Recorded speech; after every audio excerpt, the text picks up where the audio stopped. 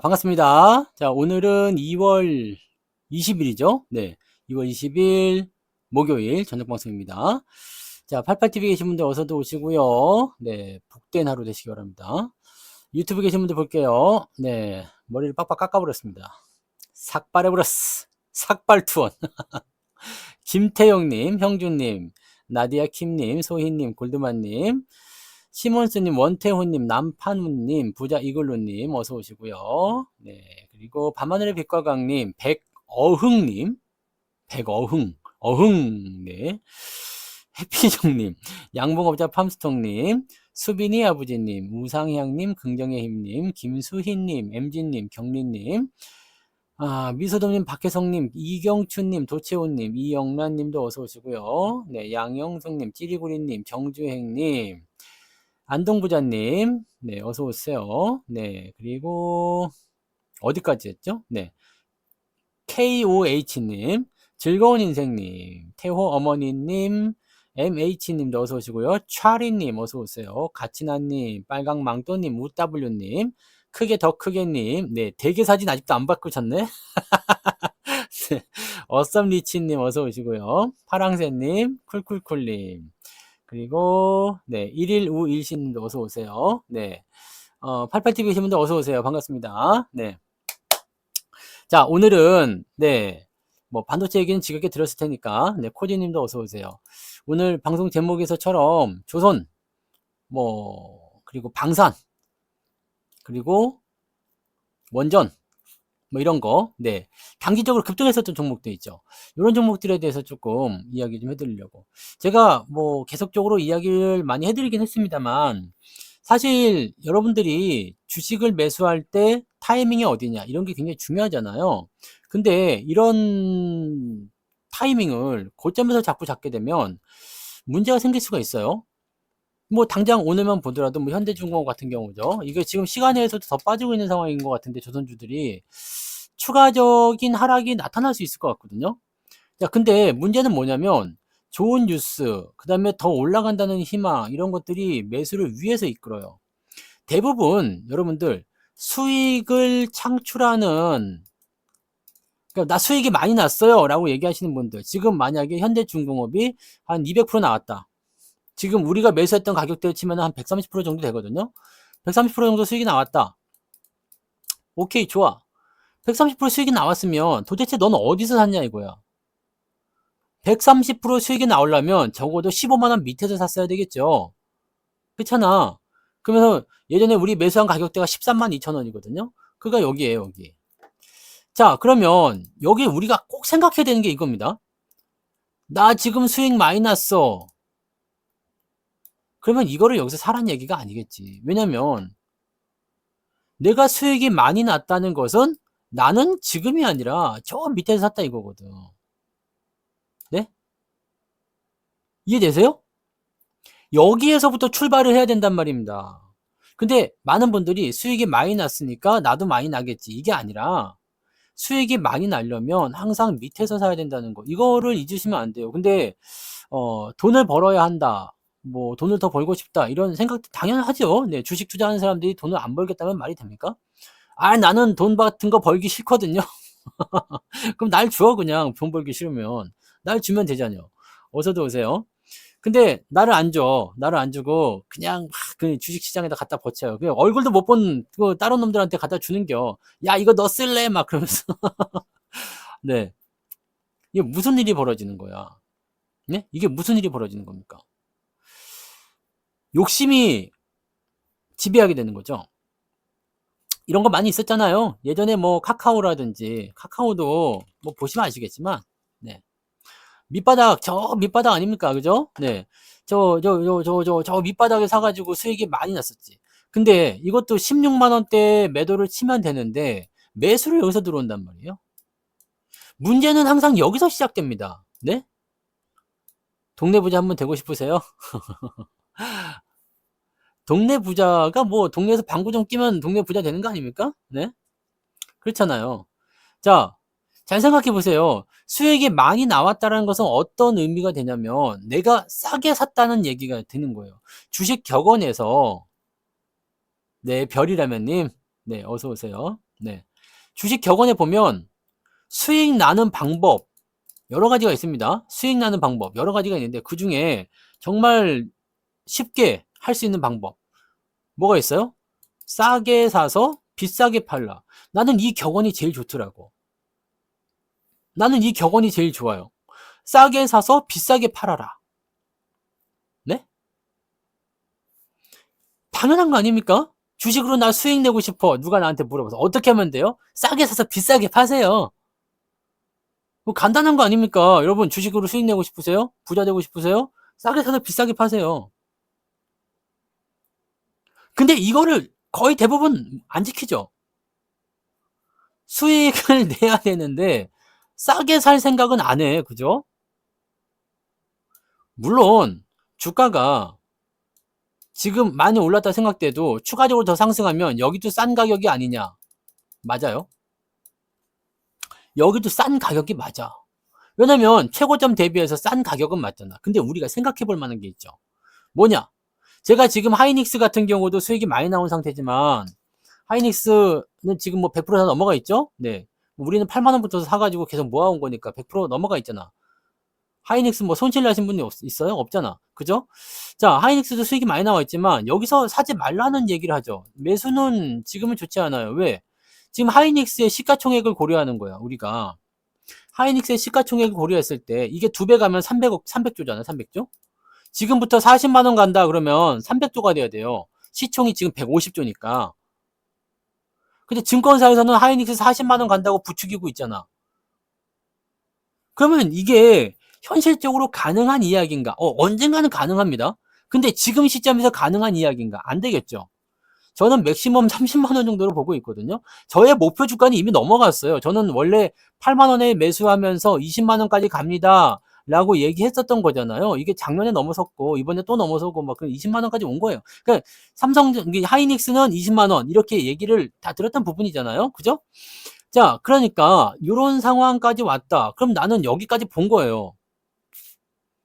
자, 시총이 지금 50조, 60조 이 정도밖에 안 되던 시절이 있었잖아요, 얘가. 네. 그 정도밖에 안 되던 시절이 있었는데 지금쯤 와서 보니까 이제 150조가 된 거야. 충분히 그럴 수 있는 거잖아요. 그죠? 그럼 여기까지는 갈 수 있어. 왜냐면 삼성전자라는 놈이 지금 300조란 말이에요. 그러면 삼성전자를 뛰어넘어 가지고 우리나라 시총 1등으로 가야 된다는 얘긴데 쉽지가 않다는 이야기죠. 뭐 사람들 입장에서는 간다 으쌰으쌰 하니까 되긴 되겠지만 이게 규모 면에서 따라갈 수가 없잖아요. 지금 솔직히 얘기해서. 그렇다고 해서 여러분들 생각해봐. 조선이 하이닉스를 뛰어넘을 수 있을 것인가? 실적 부분에서 차이가 많이 나죠. LG 에너지 솔루션에 대한 부분도 말씀드렸죠. 얘가 하이닉스보다 시총이 높다는 게 말이 돼? 얘가 지금 이렇게 150조 시총이라는 말이 돼? 여러분 이걸 가지고 보시면 지금 가치가 싼지 비싼지를 알 수가 있어요.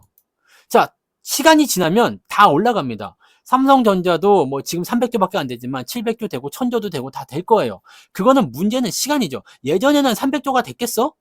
삼성전자도 100조 시절이 있었고 몇십조 시절이 있었어요. 우리 시장이 굉장히 작을 때 이야기죠.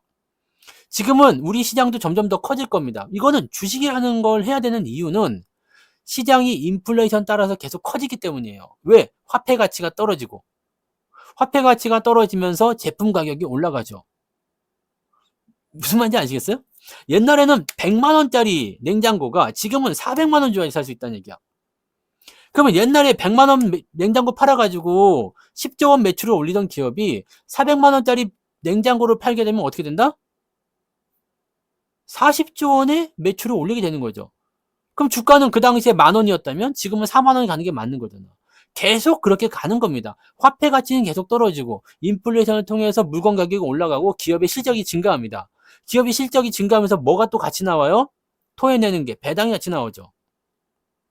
근데 성장주들은 배당을 안 줘. 왜? 직접적으로 투자를 계속 해야 되니까. 그래서 배당주 따로, 성장주 따로 이렇게 포트를 구축해야 되는 거예요. 자, 근데 조선 쪽에서는 사실 배당 많이 안 주죠. 네. 그럴 일은 없습니다. 네. 비슷하게 갈 수는 있겠죠. 근데 제가 이 HBM에 대한 부분들을 이 조선 얘기해야 되는데 잠깐만 하고 넘어갈게요. HBM에 대한 이야기를 해드렸지만 지금은 엔비디아가 1등 자리를 차지하고 있지만 굉장히 빠른 속도로 빅테크가 따라오고 있거든. 그러니까 빅테크 쪽은 지금 엔비디아, 타도 엔비디아야. 네가 지금 우리한테 비싸게 팔아먹고 있지. 우리가 스스로 만들어낼 거야. 근데 하이닉스 두들겨도 칩이 안 나와. 마이크론 두들겨도 칩이 안 나와. 삼성전자는 칩이 나온대. 오케이, 니들로 가자. 그래서 삼성전자하고 빅테크 붙어먹는 겁니다. 자, 작년에 하이닉스가 열심히 했다라고 하지만 HBM 시장 쪽에서 삼성전자가 38%입니다. 작년에요. 시장 점유율. 마이크론은 8에서 9% 정도 나왔죠. 그러면은 하이닉스가 50% 넘게 나왔잖아요. 50% 넘게 나온 거잖아. 53%좀 나온 건가요? 계산해 보시면 나오겠죠. 네, 53%좀 나왔을 거야. 그러니까 하이닉스가 저렇게 막 치고 올라가요. 원래 40 몇 프로인데 점유율이 확 올라갔어. 확 올라갔지만 삼성도 만만치 않다는 얘기지. 그러니까 이런 부분들이 있다라면, 자, 완전히 판이 뒤집어져야 돼요. 1등을 먹으려면 삼성이 아예 못 팔아버려야 돼. 뭐 영업정지가 나오든지 막 이렇게 나와야지 하이닉스가 뒤집을 수 있다는 얘기입니다. 이게 덩치가 워낙 커져가지고요. 쉽게 뒤집기가 어려워요. 그리고 삼성을 죽이면 시장이 죽기 때문에 삼성을 붙잡고서 다른 걸 키워야 되는데 그만한 역량이 아직은 안 되잖아요. 그죠? 그래서 이런 것들 생각해 보시면 될 것 같아요. 네. 철강. 우리나라가 중국과 관세를 매기게 되면 중국 애들이 가만히 있을까? 네. 근데 중국 철강에 관세를 아니 얘네들은 왜 지금 그 중국을 때릴 게 아니라 미국한테 가서 트럼프한테 이게 해야 되는 거 아닙니까? 네. 지금 철강 관세에 대한 부분들은 솔직히 얘기해서 중국 쪽 반발 이게 누가 확정을 해요? 그렇게 하겠대요? 중국이 가만히 있는데요? 지금 여러분 관세 부분들은요. 관세는 누가 갑이고 누가 을인지를 알아야 돼. 갑과 을입니다. 관세는 갑과 을이야. 그래서 지금 미국이 중국이든 다른 나라든 우리나라든 막 해가지고 막 조질 수 있는 이유가 뭐예요? 조질 수 있는 이유가 미국이 수입을 더 많이 하고 있기 때문에 조질 수 있는 거거든요. 어쭈? 야, 내가 관세 매겼는데 니도 나 매겼어? 그럼 나도 또 매긴다? 또 매긴다, 또 매긴다 하다 보면은 결국에는 딸리게 되죠. 수입이 많은 놈이 지고 들어가야 돼요. 방법이 없어, 이거는. 많이 사주는 놈이 장땡 아닙니까? 그래서 반도체는 관세에서 크게 문제가 없다는 얘기예요. 많이 사지만 대체품이 없어. 그래서 매기려면 매겨라. 제기랄 거. 이런 상황으로 가고 있기 때문에 반도체는 배짱을 튕기는 거지만 실제로 뭐 다른 것들은 힘들어. 자동차나 뭐 이런 것들 한국차 안 타면 다른 거 타면 되지 이렇게 되잖아요. 그러니까 자동차 같은 경우는 미국에서 공장을 지어야 되거든요. 자, 근데 여기 잘 생각해 봐. 중국에게 내가 관세를 매겼어. 그럼 중국 거 우리가 수입 많이 해요, 안 해요? 우리가 중국으로 수출 많이 해야 해요. 지금 대중국 수출이 많이 줄었다고 하지만 수출 많이 합니다. 그러면 수입품에 대한 관세를 매기겠다. 얘네들도 매기는 거지. 그리고 우리가 중국산 제품들을 쉽지 않을걸? 우리가 중간재 납품을 많이 하고 있기 때문에 이거는 재발등 찍는 얘기가 될 텐데 지금 굳이 이런 얘기를 꺼낼 이유가 없을 텐데 민감하잖아요. 미국이. 중국한테 민감하지 않아요? 그래서 중국이 아이씨 저 새끼들 저거 자꾸 나 때리는데 어떡하지? 그런데 한국도 갑자기 이쑤시개가 들고 와서 찌르겠대. 예이 열받아 죽겠는데 너까지 덤벼? 뭐 이렇게 될 수도 있잖아. 우리는 지금 물론 중국한테 뭐 설설기란 얘기는 아닙니다. 그럴 필요는 없죠. 하지만 괜히 건드릴 필요 없잖아. 네. 나한테 피해를 주지 않고 있는 상황에서 왜 건드리지? 그럴 필요까지는 없을 것 같은데. 이거 철강 관세에 대한 부분들은 좀 더 심각하게 나올 수 있어요. 그래서 정말 관세를 매긴다는 것인지 아닌지를 좀 알아볼 필요가 있습니다. 자, 오늘은 일단 조선주 얘기를 가야 되기 때문에 조선 업황에 대한 부분들을 볼 때 뭐 하나오션이라든지 이런 것들도 우리가 다 매수했었던 거죠. 저는 뭐 중간에 일찍 팔아먹긴 했습니다만 계속 올라가다가 이제 변동성이 나타날 때. 근데 이번에도 지난번처럼 이렇게 살짝 겁주다가 다시 올라갈 수도 있어요. 네. 그러니까 조선주의 움직임들은 제가 분명히 말씀드린 게 뭐라 그랬지? 장기적, 네. 장기적 관점에서 뭐라고요? 성장성이 있다라는 이야기야. 상승세가 진행될 수 있다라는 이야기입니다. 장기적 관점에서 문제는 뭐냐면 여기서 산 사람들은 사실 문제될 게 없겠죠. 나는 100% 수익 넘었는데 우리가 하나오션 처음 매수했던 가격이 33,100원이에요. 33,100원도 가장 높은 가격, 더 아래쪽에 샀겠죠. 네, 33,100원이 가장 높은 가격에 매수했던 가격인데, 그러면 지금 수익률 그냥 계산하면 120% 정도 나온다고요? 자, 이 정도 나오는데, 이런 사람들은 걱정할 게 없어. 그죠? 120%인데, 뭐, 여기까지 한번 보지, 뭐, 65,000원까지 한번 지켜보지, 뭐, 라고 생각할 수가 있거든요. 문제는 뭐냐면, 언제나 문제는 고점이 문제야. 나는 8만원에 샀다 이거야. 근데, 지금 10% 까였죠. 6만원까지 내려가면, 65,000원까지 내려가면, 마이너스 20%, 30% 금방 나오잖아요. 그럼 여러분들이 생각했었던, 설정했었던 손절 가격에 들어가게 되지. 나는 무조건 손절 안 할 거야? 그럼 여기서 이만큼 더 내려가게 되면 어떻게 돼요? 반대 매매가 들어오지. 나는 빚내서 투자 안 했어? 다 좋아. 그럼 마이너스 40%를 딱 찍어가지고 진행된다. 그럼 어떻게 될 것 같아요? 못 견디죠.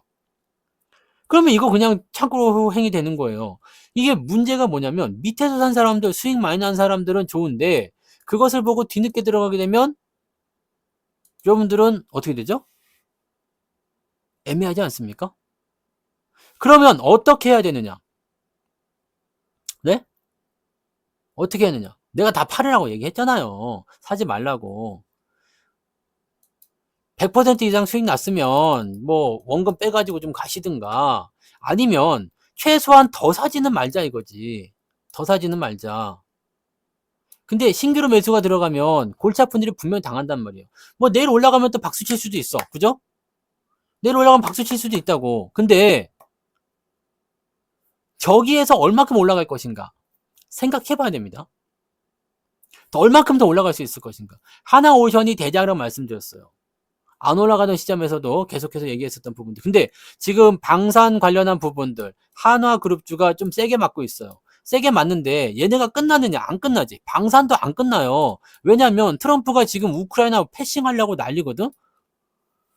젤렌스키한테 왜 전쟁을 먼저 일으켰냐라고 헛소리 하는 게 트럼프잖아요, 지금. 너무 웃기지 않아요? 러시아하고 짝짝꿍 돼가지고 진행하면서 젤렌스키한테 아니, 그럴 거면 전쟁을 일으키지 마시든가요. 이딴 소리 하고 있단 말이지. 예, 살짝 또라이인가? 기자회견 봤어요? 기자회견 봤죠? 기자회견에서 그랬잖아. 트럼프가 젤렌스키가 전쟁을 일으켰다고. 우크라이나가 전쟁을 먼저 일으켰다고. 이게 지금 내가 뭘 잘못 들었나?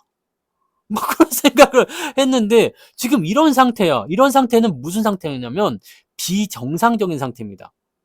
비정상적인 상태. 그러니까 얘네들은 진실을 다 가린 거야. 자기네 이익을 위해서. 지금은 러시아하고 붙어먹는 게 이익일 수도 있겠다. 이런 생각이 들 수도 있겠죠. 왜냐면 북한까지 같이 끌고 들어갈 수가 있잖아요. 자, 중국만 똥줄이 타겠지. 이런 상황. 자, 그 다음에 유럽도 견제할 수가 있게 되죠. 이런 상황. 그럼 유럽 입장에서는 어떻게 되겠어요? 뭐야, 트럼프의 침공이라고 얘기하더라. 트럼프의 침공. 트럼프도 우리나라를 침공할 수 있다. 해가지고 지금 유럽에서 방위비 증액하자. 이 얘기 나왔잖아. 그래서 방산주에 대한 이야기 해드렸잖아요. 그러니까 들어가서 쉬시고 녹방 보세요. 네. 웃고 있는데? 재밌는 얘기 해줘요? 웃을 수 있도록. 네. 썰렁한 이야기. 네. 자, 잊어버렸어. 근데, 자, 쉬세요. 쉬시고, 주무시고, 녹방 보셔도 됩니다. 자, 그래서 방산은 지금 증액을 한다 그러면 지금 선택지가 어디로 있을까? 미국 열받는데 미국 무기 사겠습니까? 한국 거 사자. 이렇게 나오잖아요. 네. 그래서 다른 국가에서도 열심히 증액을 할 수 있다. 그러니까 방산 관련한 부분들도 더 올라갈 거라 생각해요. 지금 당장은 실적이 뭐 이미 이번 연도 수주가 꽉 찼다면서요. 대단한 거죠. 네. 그만큼 좋대요. 성능도 좋고. 자, 그런 상황에서 방산이 지금 잘 나가고 있는 상태. 자, 근데 문제는 오늘 얻어맞았다 이거지. 오늘 얻어맞았다. 뭘 얻어맞았어? 한화가 얻어맞았어. 한화가 얻어맞으면서 그래도 밑에서 조금 꼬리 달아가지고 야 이건 아닌데 더 사야 되는 건가 이런 생각 했었잖아요. 네. 어서 오세요. 네. 더 사야 되나 뭐 이런 생각 했을 거란 말이야. 근데 여기서 바로 반등을 받아줄 수도 있어. 지금 여기 나온 것도 미약하지만 지지가 있어요. 야, 지지라는 것이 별게 아닙니다. 이렇게 쭉쭉 올라가는 건 지지가 없어. 근데 약간 멈춰서는 자리들 있죠. 이런 게 다 지지고 저항이에요. 이게 다 지지이고 저항이란 말이야. 그러면 위에서 내려올 때 이런 자리를 만나면 살짝 쉬었다 갈 수 있거나 꼬리가 달릴 수가 있거든요. 자, 요런 상태로 갈 수가 있단 말이야. 근데 만약에 요걸 또 깨고 내려갔다. 그럼 다음번에 뭉쳐있는 자리가 어디냐? 이렇게 볼 수가 있어. 원상복귀가 될 수 있다는 얘기죠. 조심해야 되겠지. 그러면 나는 꼭지에서 물렸는데 어떡하냐. 사실 이게 가장 큰 골칫거리 아닙니까? 그죠? 뭐 다 좋아. 그래. 뭐 방산 오래 가고 뭐 단기적 조정 나오고 지금 뭐 차익 매도 나오고 외국인들이 팔아먹고 기관이 팔아먹고 뭐 그냥 그래서 뭐 종가사 리포트 나쁘게 나오고 다 좋은데 근데 중요한 건 나는 위에서 샀다. 어떡하냐. 지금 그게 가장 문제잖아. 현대중공업도 그래 네가 밑에서 사가지고 이렇게 올라가서 수익이 났을 때 뭐 어쩌고 다 좋다 이거야. 근데 나는 좋아 보일 때 사가지고 꼭대기에 샀다. 어떡하냐.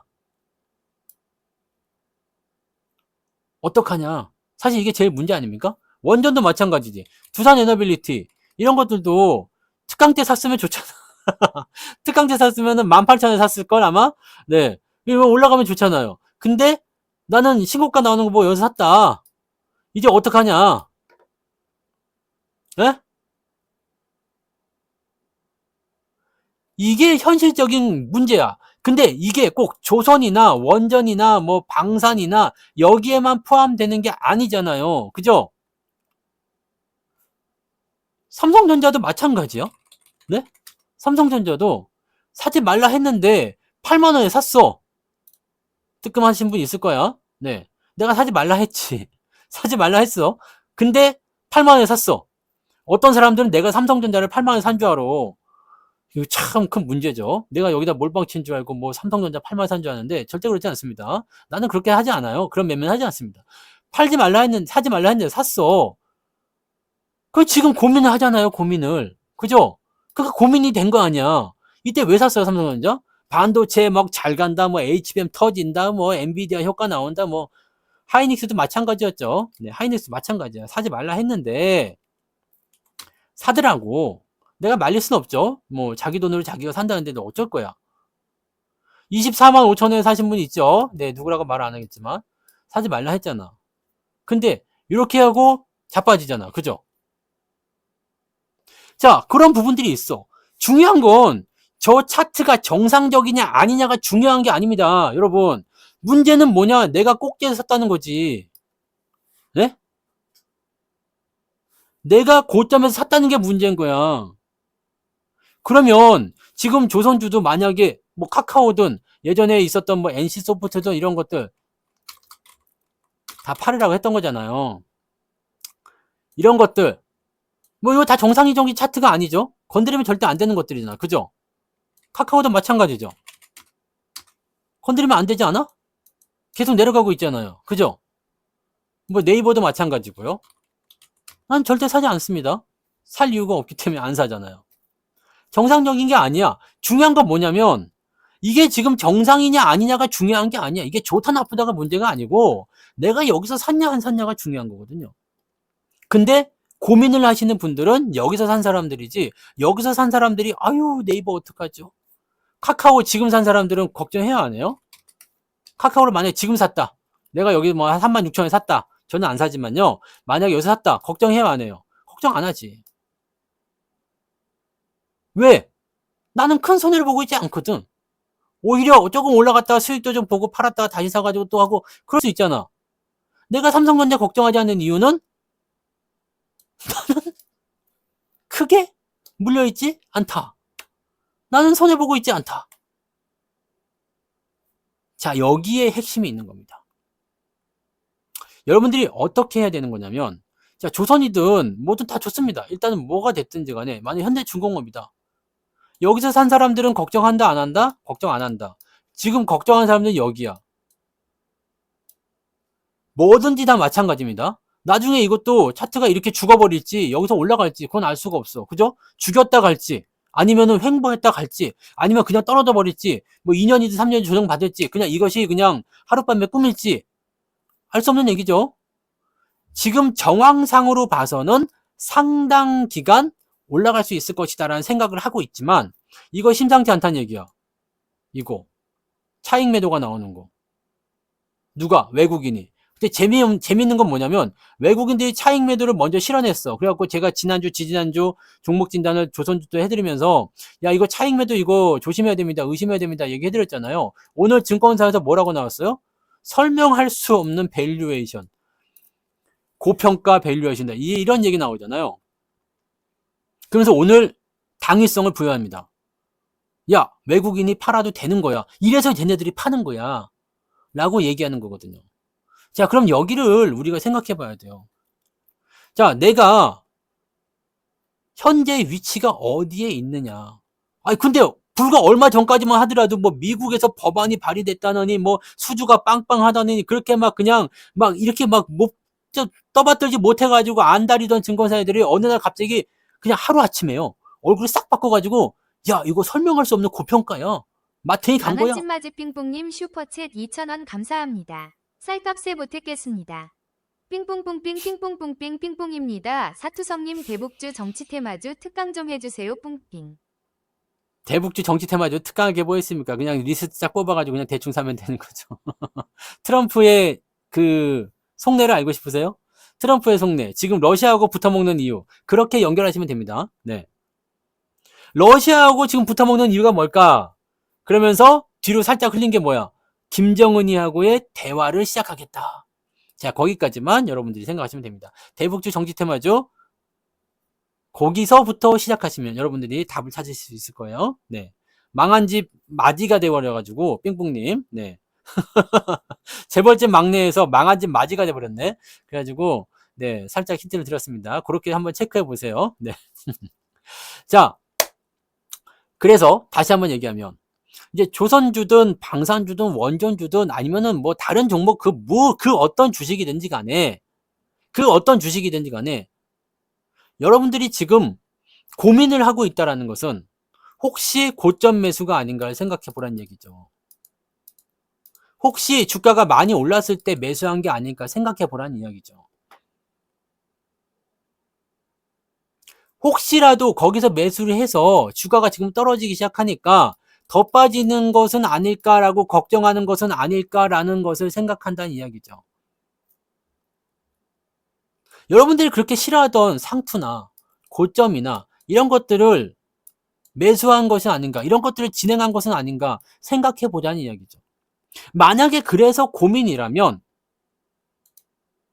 지금은 원전이든 방산이든 뭐든 간에 다 각자의 재료가 있어. 그리고 각자 가지고 있는 재료와 그 다음에 이유가 다 있습니다. 근데 이런 식으로 조선주들처럼 어느 시점에서 차익 매도가 나와버려. 우리 반도체도 그랬잖아요. 좋다고 막 작년 여름에 막 붙여서 갖고 막 사람들 막 부추긴 다음에 외국인들 팔기 시작했잖아. 그러다가 리포트 빵빵 터지죠. 재밌는 게 뭐냐? 리포트가 터지기 전에 외국인 매도가 시작된다는 얘기지. 이거는 수급을 계속 체크하지 않으면 알 수가 없는 거예요. 네? 수급을 체크하고 뉴스를 체크하고 리포트와 동향 이런 것들을 파악해야지 돼. 그러니까 여러분들한테 항상 말씀드리죠. 아침 시황, 점심 시황, 저녁 시황 요거 세 가지를 매일매일 해드리잖아. 그걸로도 부족한 것 같아서 제가 요즘에 그 AI를 막 부려먹었어. 뭘로? 이슈 진단. 이걸로 막 부려먹었는데 AI가 나가 떨어졌습니다. 그래서 제가 직접 하고 있어요. 왜? AI가 어떻게 나가 떨어졌느냐?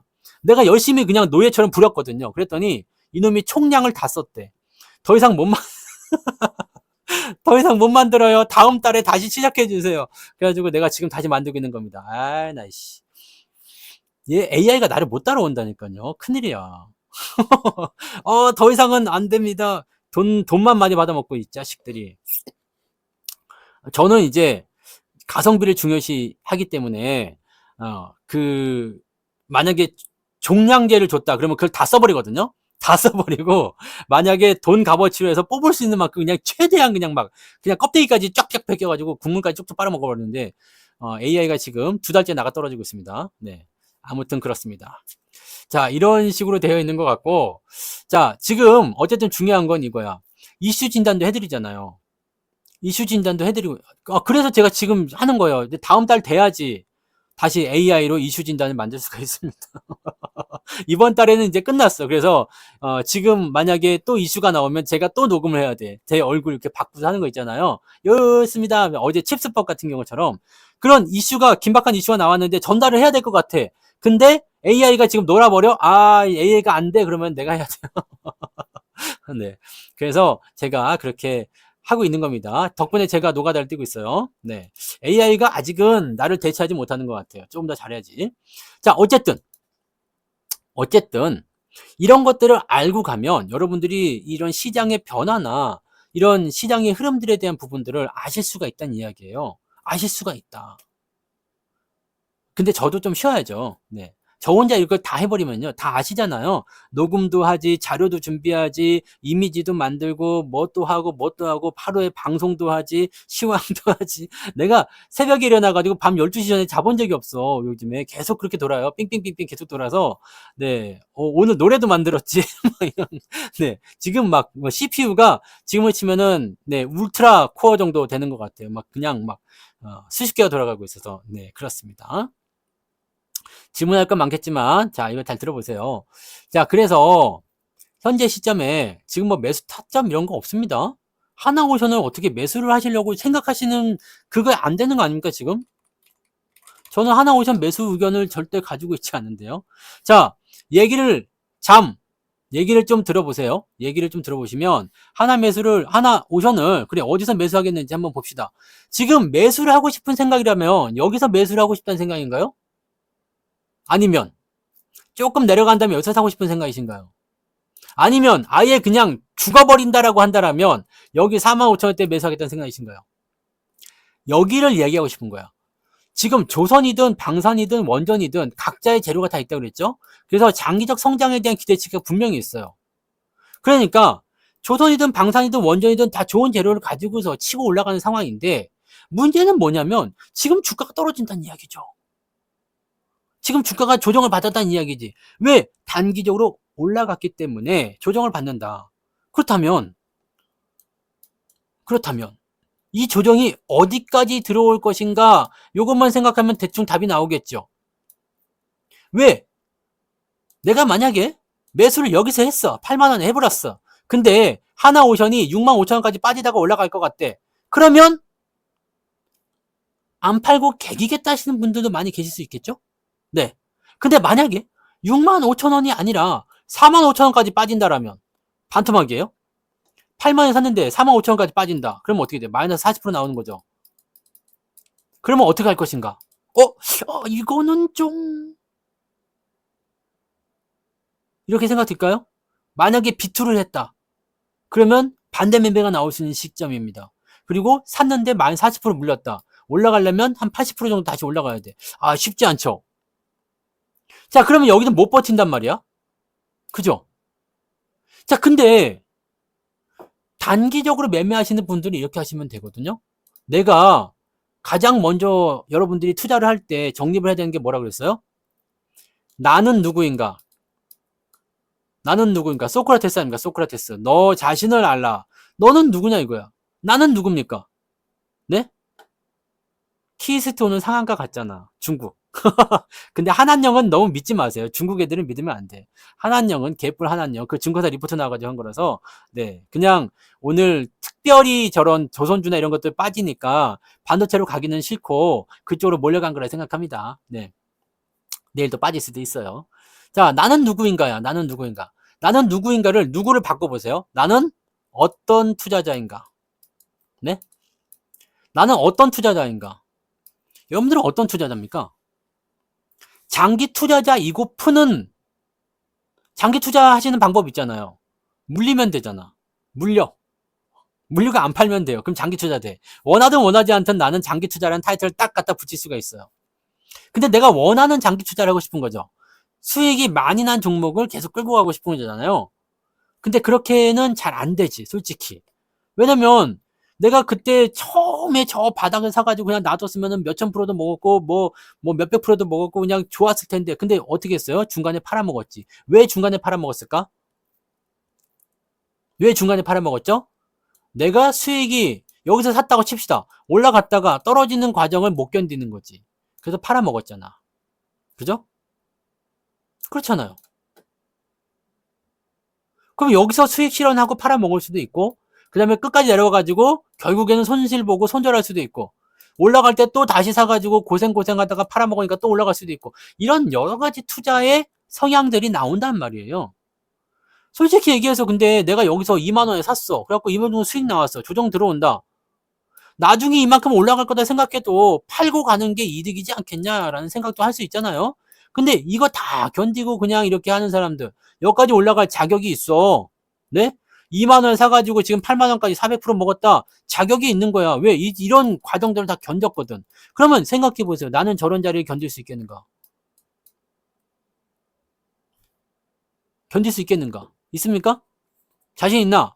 자신 있습니까? 내가 샀는데 100% 수익이 났어. 근데 다시 마이너스로 바뀌었어. 그러면 어떻게 해요? 견딜 수 있어, 없어? 거기서부터 시작을 해야 됩니다, 여러분. 투자가 만만한 게 아니야. 만만한 게 아니잖아요. 남들 뭐 수익 냈다. 나는 왜 15,000원 사가지고 8만 원 갔다 뭐 한 500% 수익 났습니다. 죽이죠? 그럼 와, 축하합니다. 역시 장기 투자가 답이구나. 직접 해봐. 해보면 답이 안 나와요. 답이 안 나온다고. 남이 쉽게 하면, 남이 쉽게 하는 것처럼 보이면 뭐라고 그랬어? 그 사람이 뭐라고? 전문가다. 네? 쉽게 하는 것처럼 보이면 그 사람이 전문가다, 이 얘기요. 그러니까 여러분들도 전문가 정도 수준의 매매를 하실 수 있어야 돼. 근데 나는 일도 하고 작업 뭐 잡도 있어. 그래가지고 나는 뭐 이것도 하고 저것도 바빠. 전문가들은 아침에 새벽에 일어나가지고 계속 시장만 쳐다보고 있잖아요. 계속 그것만 쳐다보고 있는 거야. 그냥 숫자만 쳐다보고 있고 차트만 쳐다보고 있고 뉴스 쳐다보고 있고 그것만 하는 겁니다. 그 양을 따라갈 수가 없겠지. 그죠? 그래서 전업 투자자 하시는 분들은 그런 정도의 어떤 열정 갖다 부어줘야 되거든. 쉬워 보인다고 해서 쉬운 게 아니거든요. 직접 하기 어려워. 그러니까 여러분들은 어떻게 해야 돼요? 내가 전문가가 될 수 없다라면 전문가를 따라하는 것도 좋은 방법입니다. 따라하는 것도 좋은 방법이야. 근데 전문가 따라하는 것도 쉽지가 않아. 전문가 따라하는 건 쉽지가 않아. 왜냐면 전문가를 이해를 못 하거든. 아, 그냥 줘요. 그러는데 얘씨 뭐야, 왜 100% 났는데 차익 실현 안 하고 계속 놔두라고 하는 거야. 왜 더 사라고 하는 거야. 지랄이야, 이씨. 내가 이러려고 전문가였냐? 지금 1년째인데? 어? 나중에 이렇게 올라가면요. 아따, 그 새끼 말이 맞았네. 이것도 쉽지가 않다, 이 얘기요. 네? 이게 쉽지가 않다고. 쉬운 게 아닙니다. 그러니까 완전히 동화가 돼야 돼요. 동화가 돼야 되면 무슨 생각이 들 수 있을까요? 그럼 내가 뭐 달라고 전문가랑 하냐? 동화될 거면? 야, 이 힘들죠? 내가 전문가랑 완전히 똑같아졌어. 그럼 내가 전문가인데 왜 전문가랑 같이 하냐? 그리고 내가 전문가 동화가 안 된 상태에서 전문가랑 같이 해. 큰 수익을 내준대. 근데 이게 떨어지면은 참, 이게 뭐, 답이 안 나와. 이게 도대체 뭐, 어떻게 하라는 얘기야? 네? 그래서, 무엇을 해야 되느냐? 내가 누구인지를 정립을 하라고. 내가 누구인지. 나는 장기 투자자예요. 느긋하신 분들이 있어. 그래서 나는 단기 투자자야. 느긋하지 않은 사람들이 있어요. 같은 전문가랑 같이 하더라도 어떤 사람들은 여기까지 가서 수익을 내는 사람이 있고요. 어떤 사람들은 어떻게 해요? 여기서 팔아먹고 다시 사는 사람이 있습니다. 자, 나는 무엇을 하고 싶으냐야. 근데 대부분의 사람들은 이걸 원해. 여기서 팔고 여기서 다시 사는 거. 왜? 뭔가 있어 보이잖아요. 그죠? 팔아먹기도 하고 막. 네. 수익도 좀 짠 내가지고 이제 좀 돈 버는 재미도 좀 있고 이런 재미를 느끼잖아. 근데 이것도 보세요. 한 7, 8개월 가는 거야. 근데 사람들은 더 빠른 걸 원해요. 더 빠른 시간. 일단은 사자마자 막 한 달 만에 막 100% 나가는 거 막 이런 거 한 달에 100%도 굉장히 대단한 건데 놀라지도 않아. 지금 뭐 매수한 지 뭐 한 3, 4일 만에 30%짜리들만 2번 팔아먹고 최근에? 네. 놀라지도 않아, 이제는. 그거 놀라지도 않아. 당연한 거 아니야? 뭐 이런 거. 왜 뭐, 그러더라고. 그러더라고. 자, 여기서 우리가 생각을 많이 해야 돼요. 내가 지금 어느 정도까지 이거를 우리가 오염이라고 할 수도 있고, 또는 물이 안 들었다고 할 수도 있겠죠? 오염이 되었다는 것은 뭐예요? 나는 원래 느긋한 장기 투자자였는데 시장의 어떤 뉴스나 어떤 이벤트성 재료나 이런 것들을 통해 가지고 내가 오염이 된 거야. 와이씨 이런 식으로 오염이 돼 버린 거지. 그래가지고 나는 그래 이렇게 장기 투자하는 게 아니라 계속 해야 되는 것이야. 네 이런 거. 그리고 내가 아직 물이 안 들었다 라는 것은 이런 뭐라고 그럴까요? 그냥 순수하게 다 받아들이는 거지 뭐. 야 여기 이거 사야 된다. 오 그런가요? 저거 사야 된다. 그런가요? 네 그런 거요. 그런 거. 매수했는데 3일 지났는데 성수는 왜 안 가요?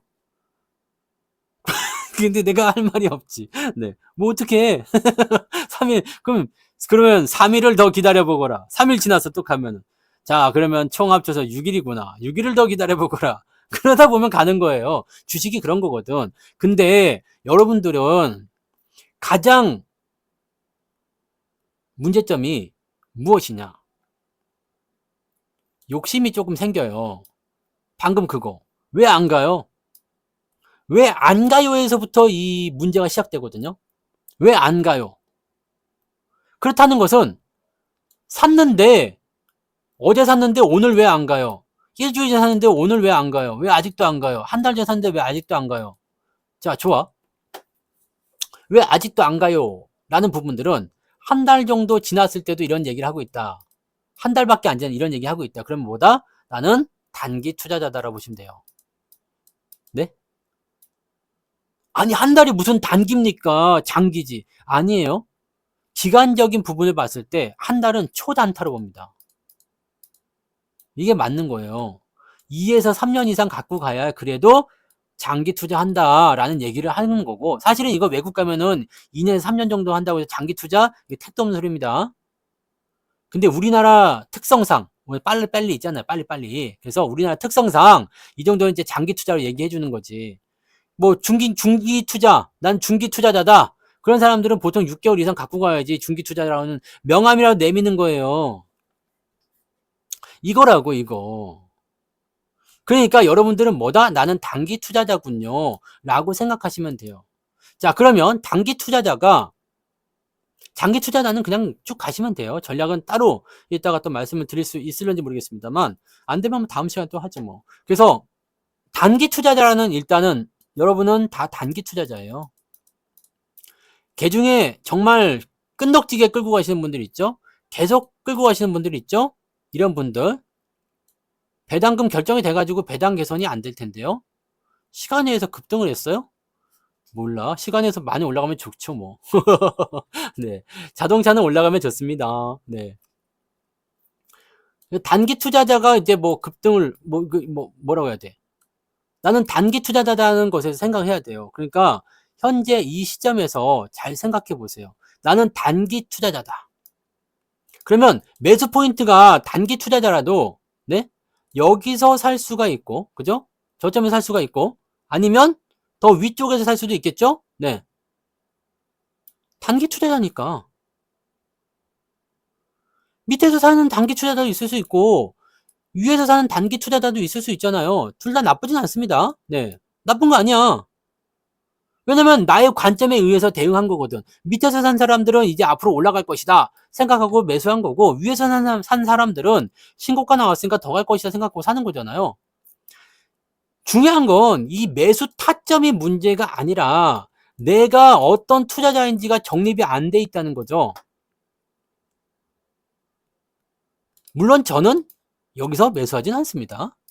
매수하려면 나는 밑에서 사죠. 그래서 우리 하나오션 매수 가격도 그렇게 저점에 있는 거죠. 그래서 수익이 나올 때 팔아먹을 수 있는 최소한 그런 정도는 만들어 드리는 겁니다. 근데 재밌는 거는 위에서 사든 밑에서 사든 그것은 자기만의 투자 철학이기 때문에 내가 뭐라 하지 않습니다. 근데 전환, 이 추세가 바뀐다거나 뭔가 변동성이 생겼을 때 단기 투자자이면서 장기 투자자 흉내를 내버려. 여기서 비극이 시작이 되는 겁니다. 여기서 비극이 시작이 되는 거예요. 나는 단기 투자자인데 장기 투자자 흉내를 내버린다고. 왜? 왜일까요? 왜일까? 이거 정답은 아주 쉬워요. 여러분들 마음속에 있어. 꺼내봐. 이렇게 심장을 바운스 해가지고 꺼내보세요. 뭐라 그래? 그럴 땐 얘기를 나누자. 거울 속에 나고. 뭐라 그래요? 아니지. 물려서가 아니에요. 거울 보고 물어보세요. 야, 너 저기 뭐냐? 왜 저기서 갑자기 장기 투자를 바뀐 것이냐? 손해보기 싫어요. 손해보기 싫어요. 손해보기 싫어요거든. 손해보고 팔고 싶지 않다. 지금 여러분들이 계속 희망의 끈을 붙잡고 고점에 있는 종목들 데리고 가는 이유는 뭐예요? 본전만 오면 팔아먹을 거야. 이 생각하면서 버티는 거 아닙니까?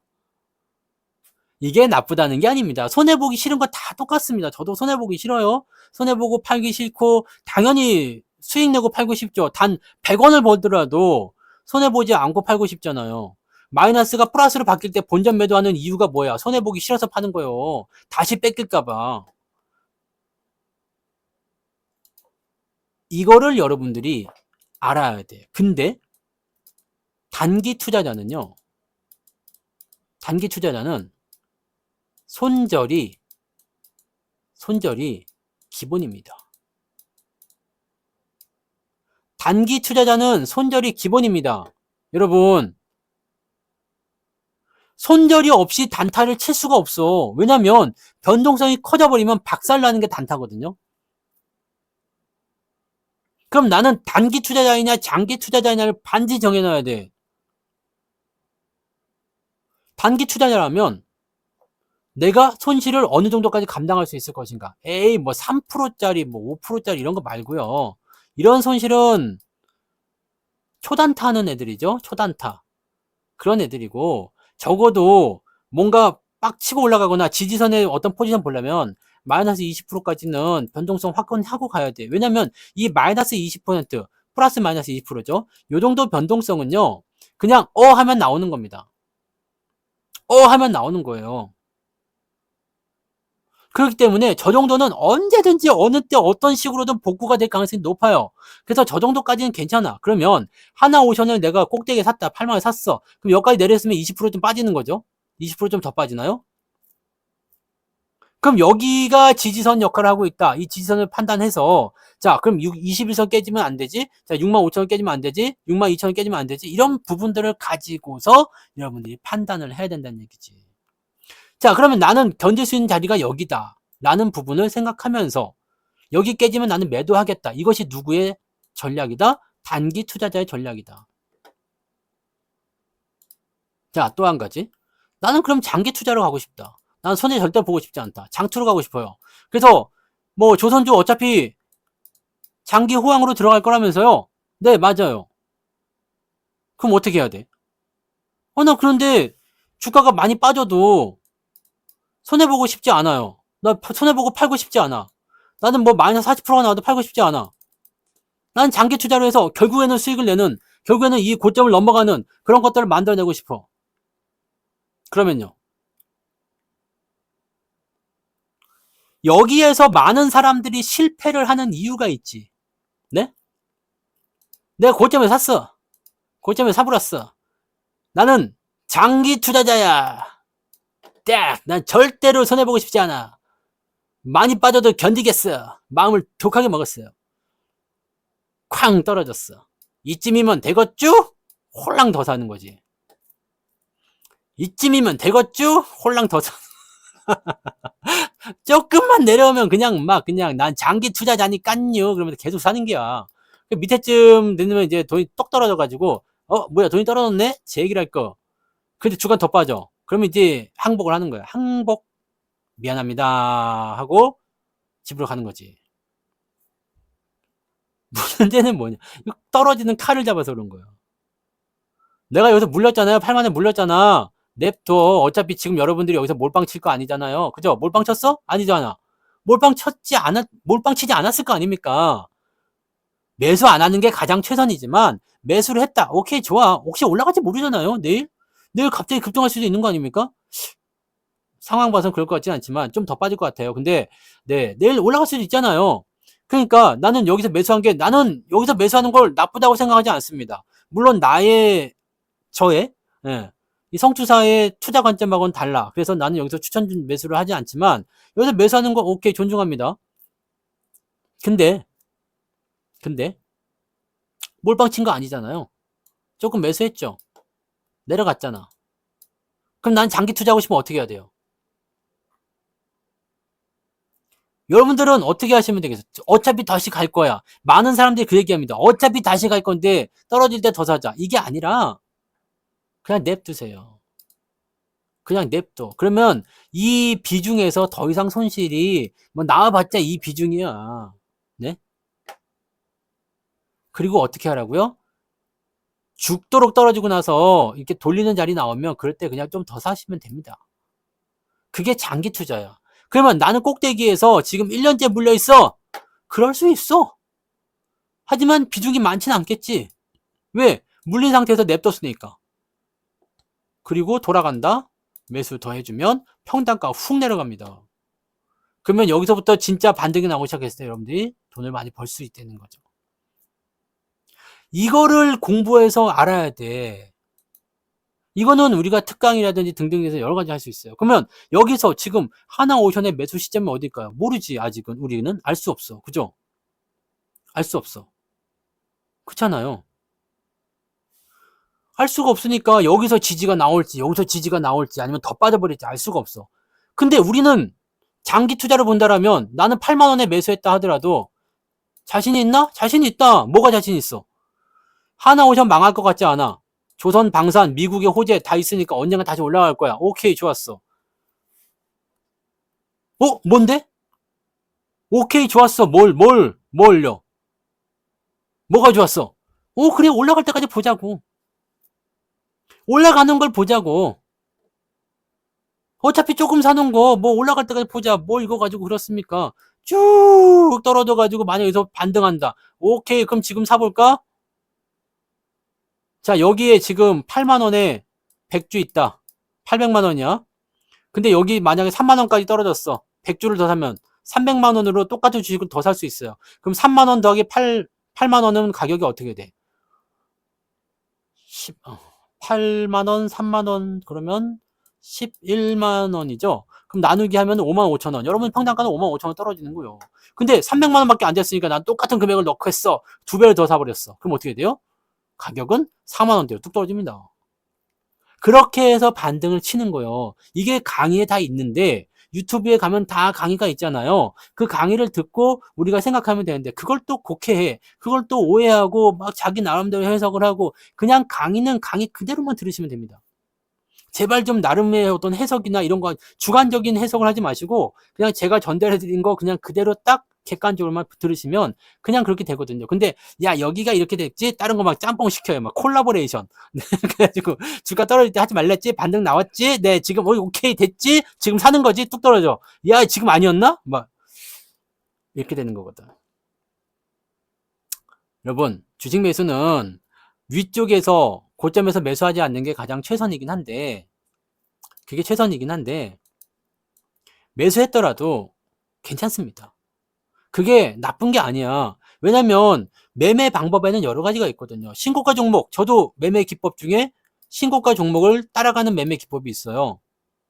실제로 매매를 해서 수익을 내기도 합니다. 근데 그러면 나쁜 거 아니잖아요. 어느 정도 진행된 다음에 난 나만의 기준이 있어.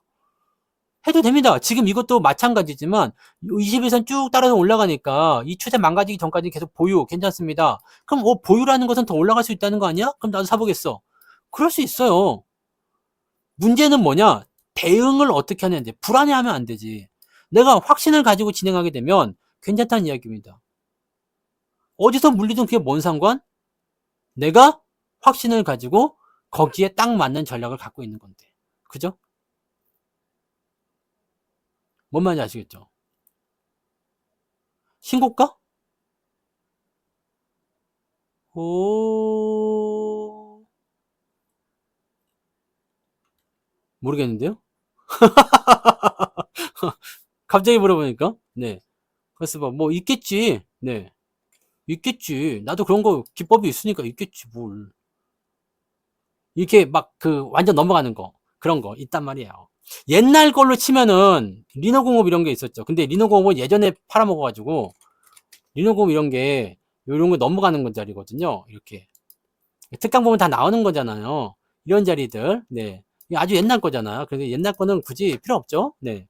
옛날 거를 굳이 여러분들한테 이야기해 줄 필요 없기 때문에 뭐 이런 자리 옛날에 다 있었던 거죠. 이런 역사적 신고가 이 패턴들이 상당히 오래 가는 거예요. 그래서 신고가 자리를 잡고 이렇게 이런 조정을 견디면서 가면 괜찮지. 보세요. 근데 조정이 세게 나온다고요. 이렇게 조정 막 한 2개월 나오면은 남아있는 사람이 없어. 다 죽어버리거든요. 예? 다 죽어버립니다. 이런 거. 3개월 조정 받았어. 계속 떨어져. 그러면 다 떨어져 나갑니다. 그러니까 내가 처음부터 어떤 생각을 할 것인지 생각해야 돼. 지금 이것도 지금 작년 4월부터 고점 찍고 내려와가지고 아주 6개월 넘게 그냥 박살냈다가 이제 조금 올라가는 것 같잖아요? 이거 견딜 수 있겠냐 이거요. 못 견딘다는 얘기지. 그러니까 내가 견딜 수 있으려면 여기서 물렸어? 그럴 수 있어. 그러면 돌아갈 때 추가 매수를 해주는 포인트가 있어야죠. 그럼 평단가 이렇게 나와서 지금 수익일걸? 이해되시죠? 무슨 말인지 아시겠죠? 그래서 장기 투자는 기본적으로 주식을 멀리 가지고 가는 거야. 길게 가지고 가는 거고요.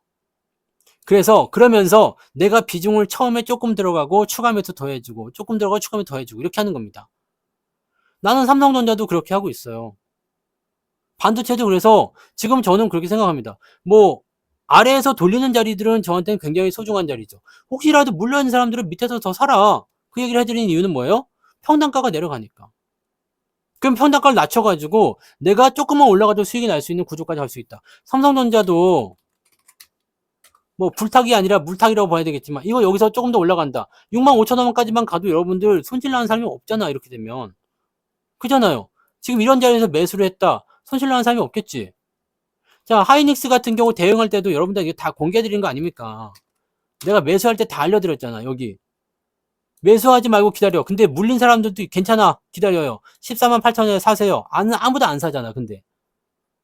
여기 17만원에 사세요. 아무도 안 샀죠. 왜 안 사? 사는 사람들만 사는 건가요? 무섭거든. 생각 자체가 달라지면은 안 사게 됩니다. 근데 이런 것들도 지금 148,000원 사신 분들 수익이 짭짤할 거 아닙니까? 그죠?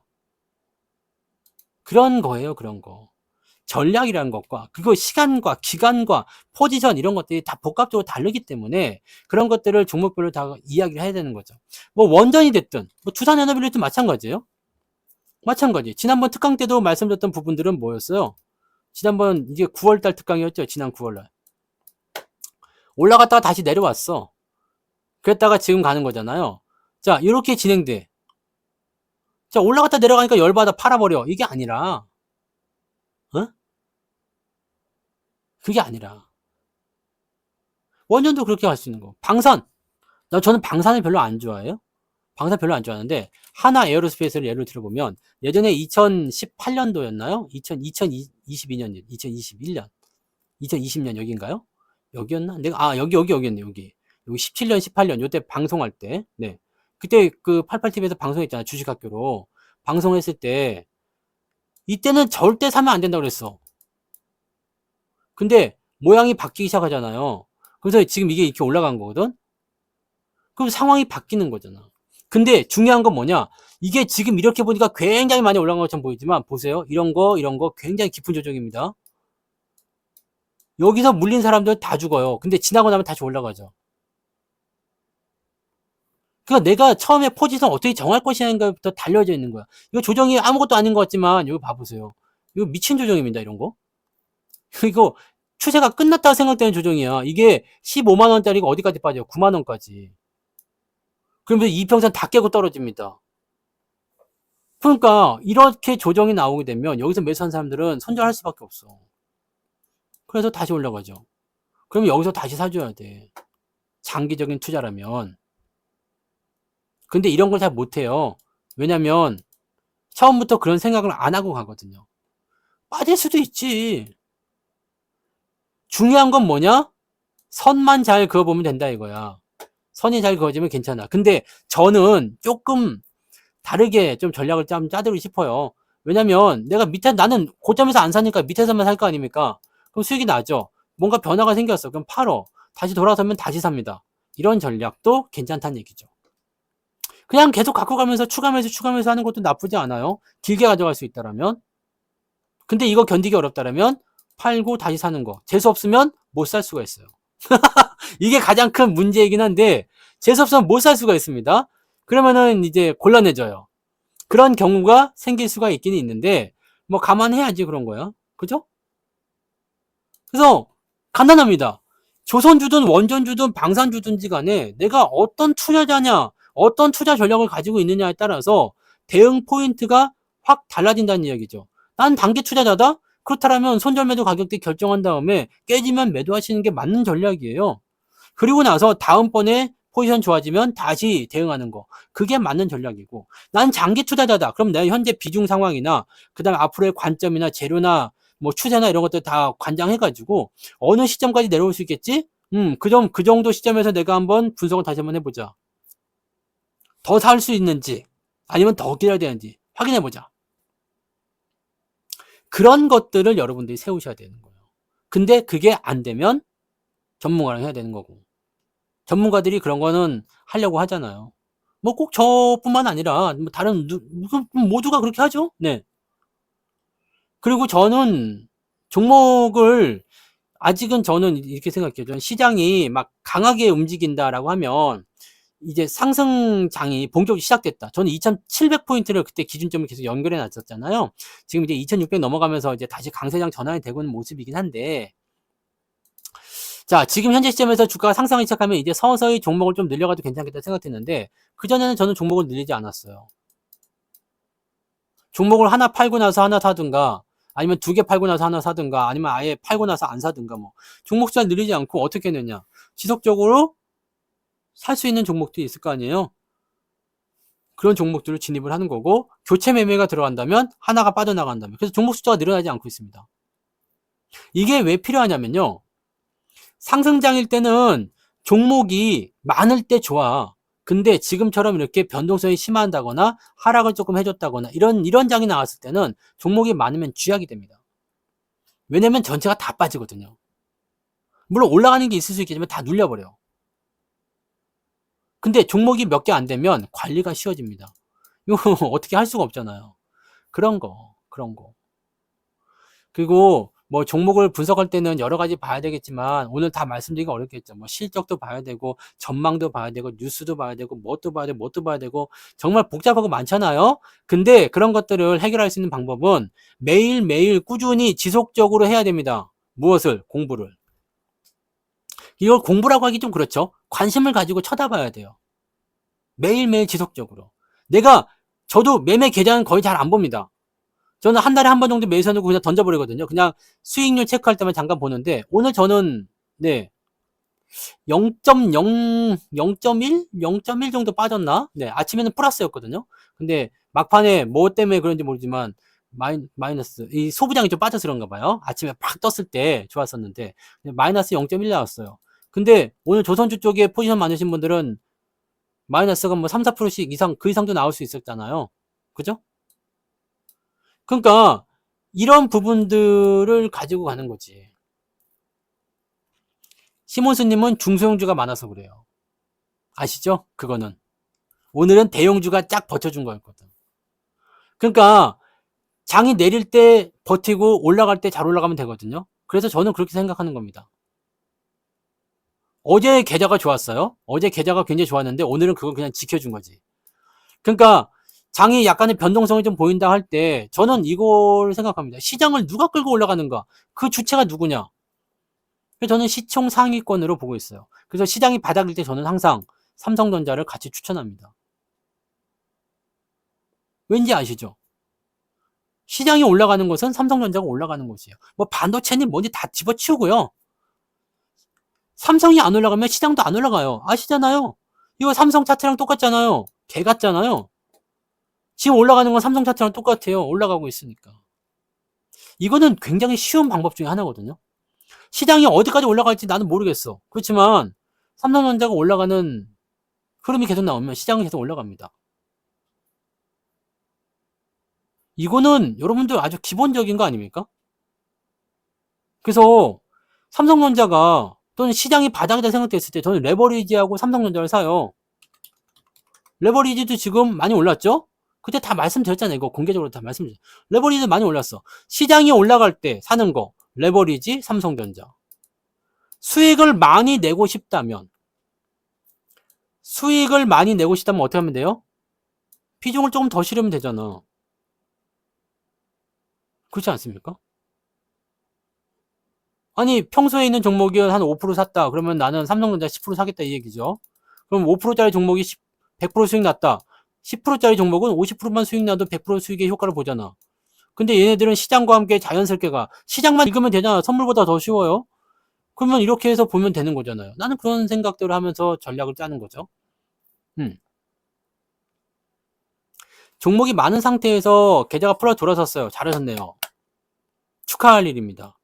3월 달에 공매도 재개가 되면 가장 위험한 애들은 누구다? 누구예요? 공매도가 재개되면 가장 위험한 애들, 높이 올라간 애들, 많이 올라간 애들이에요. 조선이 될지 바이오가 될지 뭔지 모르지만 많이 오른 애들이 타이밍이 됩니다. 밑에 있는 애들은 공매도를 때릴 수가 없어. 왜? 먹을 게 없거든요. 미쳤다고 그 뭐 밑에 있는 거 때리겠습니까? 생방송입니다. 네. 미쳤다고 밑에 있는 거 때리겠어. 그리고 공매도 타겟이 안 돼. 안 올라간 애들은. 그래서 공매도를 치려면 밑에 있는 애들을 끌어올려갖고 공매도를 때리든가 아니면 위에 있는 놈들을 때려야 되겠죠. 공매도에서 걱정된다 싶으면 뭘 하면 되겠어요? 고점에 있는 놈들을 잘 관리하시면 됩니다. 많이 올랐다고 생각되는 것을 잘 관리하셔야 됩니다. 하이닉스는 공매도 위치가 애매합니다. 지금 제가 보는 기준선 넘어섰어요. 생방이라니까요. 뭐 자꾸 과거방에서 오신 다음에. 네. 제가 보는 기준은 넘어섰어요. 그래서 하이닉스도 지금은 저는 그렇게 많이 오를 거다. 글쎄, 올해까지는 잘 오를 수 있겠지만 그 이후엔 잘 모르죠. 자, 중요한 거 한번 보세요. 공매도가 나온다. 3월 말이 시작돼서 이제 4월부터 시작이 되잖아요. 그럼 우리가 언제적을 보시면 될까요? 2021년을 보시면 됩니다. 바로 안 죽습니다. 왜? 지들도 시간이 필요하거든요. 2021년도 보세요. 오히려 공매도 시행되고 나서 이때 4월에 시행됐어요. 그리고 나서 오히려 더 올라갔다고.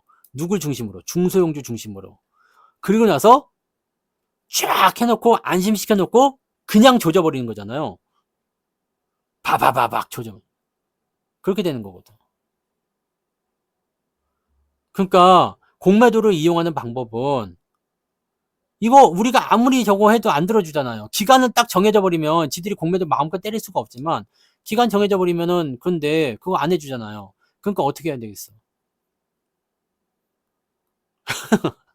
당장 안 죽습니다. 걱정하지 마시고 이제 뭔가 포지션 변화가 생겨. 그럴 때 일단은 비중을 뭐 절반 잘라주든 뭐 조정을 좀 통해 가지고 매도를 좀 해주든 그렇게 하시면 되겠어요.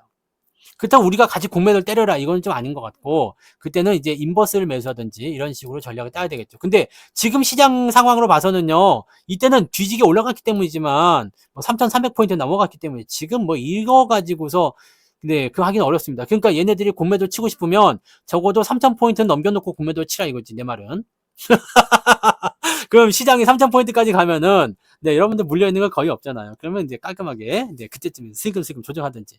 근데 만약에 시장을 올려놓지 않고 전체적으로 다 때리지 않겠다라고 한다면 뭘까요? 높이 올라간 애들 먼저 때리고 들어올 가능성이 있습니다. 그러면 뭐가 되겠어요? 순환이 들어가죠. 순환이 들어간다고. 순환이 막 이렇게 막 네, 뒤섞여 버립니다. 저쪽에 있던 거 빠져나가가지고 이쪽으로 막 들어가고 막 그렇게 되는 거예요. 자금이 막 바뀌어요. 손 바뀌면 일어난다고요. 그런 일들을 여러분들이 앞으로 겪게 되실 겁니다. 거기다가 뭐가 또 나온다고? 대체거래소. 다음 달부터 대체거래소가 또 시작이 됩니다. 복잡합니다. 네. 뭐 여러분들 복잡할 거 없겠지만은 매매가 8시까지 늘어나잖아요. 네. 시총이 높은 애들을 어떻게 공매도를 치냐고요? 빌려갖고 팔지. 자, 공매도를 치는 방법을 알려드릴게요. 이것도 예전에 설명을 한번 드렸던 건데 잘 들어보세요. 내가 공매도를 치고 싶은 애가 있어. 자, 요렇게 되죠. 여기 이렇게 했는데 여기서부터 매수를 했어. 살금살금 매수해가지고 이제 어느 정도 매집이 끝났어요. 그러면서 주가를 확 튀어 올렸어. 네. 주가를 확 튀어 올렸어. 그러면서 고점이 됐다. 그러면 내가 차익 실현 좀 하고 싶잖아. 그죠? 많이 올랐으니까 팔고 싶을 거 아니에요. 그러면은 조금씩 팔아. 파는데 티가 나면 안 돼. 매집을 할 때 티 나면 안 되지만 매도할 때 티 나면 안 되거든요. 많이 팔았다가 또 사줘요. 그럼 내려갔다가 다시 올라가거든? 그러면서 왔다리 갔다리는 주가 차트가 만들어져요. 그러면서 뭐가 돼? 여기서 샀던 비중이 점점 줄어요. 그러면서 뭐 합니까? 얼마 안 남은 시점에서는 공매도 빌려가지고 남은 걸로 같이 때려버립니다. 그리고 그 이전에 샀던 거, 삼성전자 같은 경우 만약에 때리겠다 그러면 그 이전에 있던 거, 새로운 종목으로 주식으로 바꿔치기 하는 거지. 즉, 3만원에 산 거하고 5만원에 산 거하고 있으면 3만원에 산 거를 먼저 팔아버리는 거예요. 그래갖고 땡겨. 그래갖고 이렇게 주가를 낮춰요. 그러면 원래 100개 나오는 거에다가 공매도 100개 더해가지고 200개 나오죠. 처음에는 그러려니 해. 근데 고점에서 슬금슬금 자꾸 내려가요. 그러다가 이제 한 10%, 20% 내려가잖아? 그러면 개인들이 느낌이 달라져요. 생각이 달라진다고. 뭐지? 그러다가 뭘 꺼낸다? 지네들 지분 다 끝나고 나면 대형 악재 한 방 터트립니다. 그러면서 훅! 시총이 크건 적던 중요하지 않습니다. 개인들이 움직이거든. 꼭대기에 이 개인들의 뭘 이용해? 심리를 이용합니다. 그래서 공매도를 가지고 이용하실 때는요. 딱 보고 있다가 어쭈 이 새끼들 공매도 들어왔구나. 주가 급락하는구나. 패닉셀 나왔구나. 그러면 밑바닥에서 반등 나올 때 이게 굉장히 맛있거든요. 이런 자리에서 매수가 들어가도 먹고 나올 수가 있어. 근데 문제는 뭐냐면 많은 사람들이 실패하는 것 중에 하나가 뭐냐. 매수를 했는데 공매도와 함께 주가 떨어지죠. 증권사에 마진콜 들어와요. 돈 더 넣으세요. 돈이 없는데요? 그럼 반대매매 들어갑니다. 알았어요. 빌려갖고 낼게요. 그리고 빌려갖고 내. 또 떨어져. 마진콜 또 와요. 더 넣으세요. 진짜 돈 없는데요? 그럼 반대매매 들어갑니다. 알았어요. 집 담보대출들. 그러다가 끝까지 이게 하다가 더 계속 빠져버리면 결국에는 그거에 다 털리는 거예요. 이게 되는 겁니다. 그래서 실제적으로 매도는 누가 만든다? 시작에 그 씨앗은 외국인이나 기관이 던져지만 실제적으로 매도 폭탄은 개인이 만드는 거예요. 박살나는 겁니다. 그러니까 빠져나올 때는 빨리 빠져나오고 아니면은 사지 마. 올라갈 때까지. 그렇게 하는 것이 그나마 계좌를 지키는 방법이야. 떨어질 때 마진콜 들어오면 마진콜 해라 이 썩을 놈들아. 그리고 ton져버리든가 이렇게 하는 거지. 여기서 이거 한번 막아보겠다고 또 들어가고 그러면 계속 때리는 겁니다. 왜? 그냥 맛집이거든. 돈 들어오네. 오케이. 더 집어넣자 막. 어차피 더 빠지면 이놈들은 다 비투로 들어온 것들은 다 털리게 돼 있어요. 그러니까 여러분들 이런 데 휩싸이면 안 됩니다. 근데 재밌는 게 뭐냐? 주가가 많이 올라가면 비투가 무조건 꼬입니다. 그래서 공매도가 외국인들한테 그렇게 밥이 되는 거예요. 제도 개편 안 해주니까 답이 안 나와.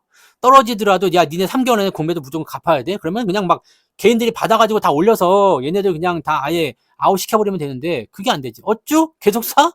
그럼 나도 뭐 더 팔지 뭐 그냥. 끝까지 붙으면 누가 이겨요? 무조건 개인이 집니다. 왜냐면 개인들은 지쳐버리거든요. 나 돈 다 넣었어. 딴 애들도 해줘. 야 그걸 미쳤냐 내가 하게? 기관이나 외국인들은요. 야 계속 집행해. 계속 넣어. 쥐새끼들 뭐야 계속 넣어. 그래서 나쁜 거예요. 근데 공매도가 순기능은 하지. 너무 높게 올라가면 때려주는 역할을 하니까. 그러니까 다 좋은데 제도만 좀 바꿔줘라. 근데 그걸 안 해주네.